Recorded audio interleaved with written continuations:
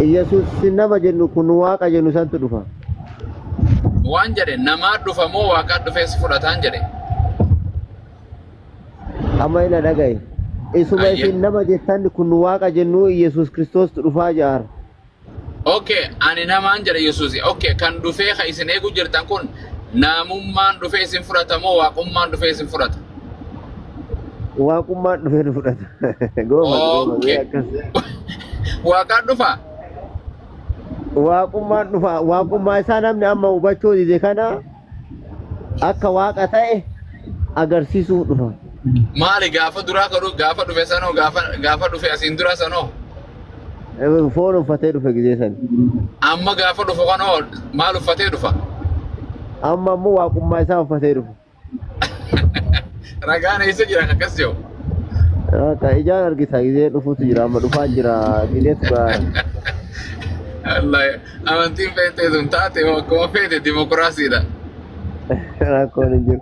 Ina waan argamu amma qabatamatti nu amma bara dhumaarra jirra waan ta'eef rakkoon hin jiru. Waan qabatamatti dhufa waan ta'eef hin dhufa amma. Amma biraati. Isinillee warri amma lafarra jiru kuni warra bara dhumaarra uumame waan ta'eef ijaan argani malee hin du'an gizeetu gahe. Warri Yesuus dura du'anoo? Warri kuwwan ammoo lafuma boolluma keessaa baanii isa ijaa arguuf ba'an. Okay, waan siin jedhu Yesuus Kiristoos hojii isaa lallabe isaa waggaa 30tti jalqabeemi?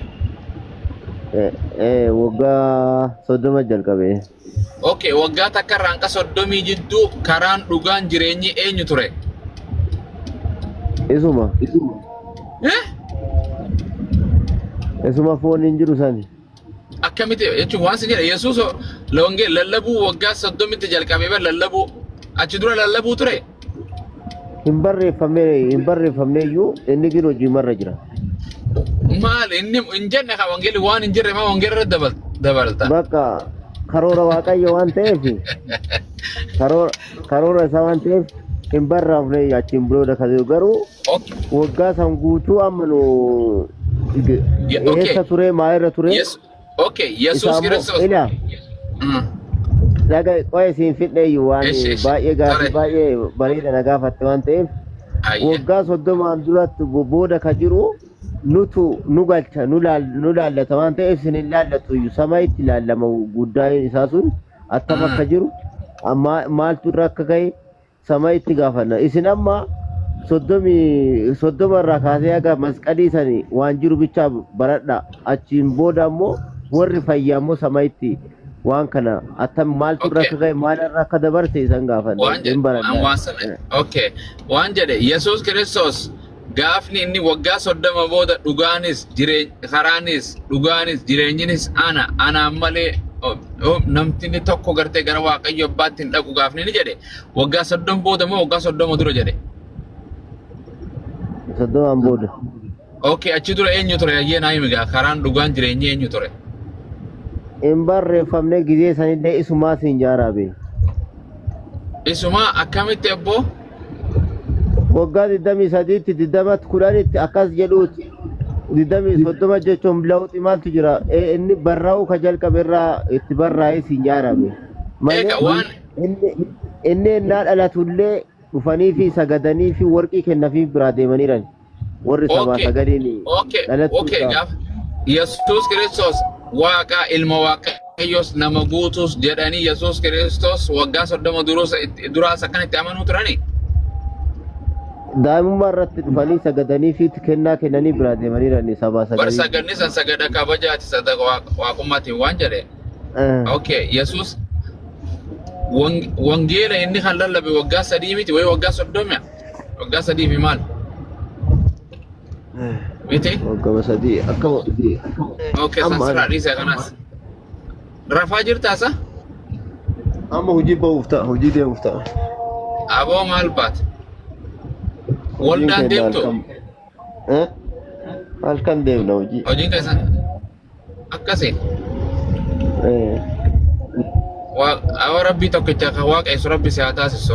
Okay? Amiin amiin isa waaqa tokkocha ka jennu isin ammoo kan nama jettan san isa waaqeffataarraa rakkoon hin jiru. Isan duuna isa Yesuus Kiristoos biyya lafaatitti erge sana kan waaqessu rabbi si haa taasisu. Ameen jedhamee har'a. Nu ammoo waan hundaa hin beekna obboleessa keenya waa hundaa hin beekna gin karoora hin beektanii fudhatan. Fudhachuu dhiisuu hin taane waanni nama hinnaa uumee lafa kaa'u kana isumatu nama laalaatuma maraxaaf keessa fuudha. Nama waaqayyoon dudda itti gale ammoo akkuma jiru saniin nagaa isaatiin gara boollaatti akka deemu waan godhuuf nu namaan ammoo haga waanni ifa isaa kennuuf akkuma inni deemu sanitti haa deemuu fi waanni uumeera jechuudha.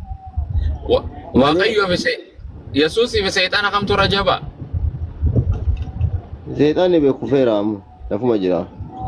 Injiru seexanni amma? Injira malee injira garuu hundan qabu ijoollee waaqayyoo irratti illee yoo faada argate waa. Okay. Yihuudoonni seexan ajjeesan moo waaqayyoo kee ajjeesan? Waaqayyoon. Deebisi gaamma. Gooftaa kee ajjeesan moo seexan ajjeeste Yihuudoonni fannoo irratti? Sa'aatii sadii immoo. Yihuudoota miti ka ajjeese bee. Eenyu ajjeese? Seexanatu Yihuudoota farra taa'ee ajjeese. Okay, seexanatu gooftaa kee ajjeese moo gooftaa keetu seexan ajjeese? Ajjecha bee ajjeefne iyyuu. Yesuus hin duune. Ilaa foon isaa santu. Gara. Sabo jedhetu xibsiidha seeni foon sigaano jecha oltan lafee dhiistanii. Uduukaa. Yaa taarikoo nama dhibde wallahi nama dhibde isin feenteen tun dimokiraasii bara amantiin teessan tun akka nama biyya faranjii jiraatuuti. Kasitti jira. Ibnu assalaamu alaikum. Foon maqaan dhahin jedhani. Aboo nama foon alarjii qabu jira foon hin jedhinati lafee faa dhiiga faa jedhime. Dhiiga faa jedhime. Rabbi si faala. Ati kana aamina jalaa jedhime waaqayyoo tokkicha namni hin fannifne kan hin duune kan hin mul'anne kan hin dhalanne kan hin nyaanne isa nyaachisu isa dhiiranteen dubartiin ta'in san rabbiin gartee isa sana waaqessu si haa taasisu aamin jedhii deemee guyyaa irraa si haa milkeessu simboo fi araara mana keetitti haa galchu. Ani nama akkanumatti socho'uu miti nama mootummaan balbala manaa waaqayyoo ka ijaan hafuura qulqulluutiin ka beekeeru nama akkasii waan ta'eef Kiristoos warra farrameeru keessaa nama tokkochaan. Mootummaan manni jalaalamii san ka qophaa'ee ka beeke nama bee akkanaan dimimmisaan deemu mitiyyuu nama qabatamaan bootaa ga'e saniif jedheeti waan hundaa lafaa argachuuf dhabuu lafaallee dhiiseeru jechuudha. Maal biyya lafaa gane mee biyya lafaa gane waaqayyo jedhi. Biyya lafaa ganeera waaqayyoof jedhe. Hojii sin deemu waaqayyoo kan korrarraa jalqabee jedhime. Hojiin dhiisinaan jeera kaa hojii hojjetaatu mana eegaan dhufaa jeera. Biyya lafaa gane nuun jettan duuba uummata kana isin moo. Biyya lafaa akkamitti gane si fakkaata. Waan baay'ee argachuu danda'a ture waan baay'ee dalagachaa fuudhaa haadha manaa fuudhaa biyya lafaa gane nuun jettani.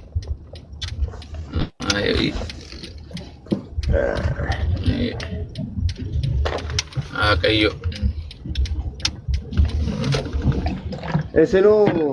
Isinuu jechuun booda irratti deemuu dandeessanii. Booda irratti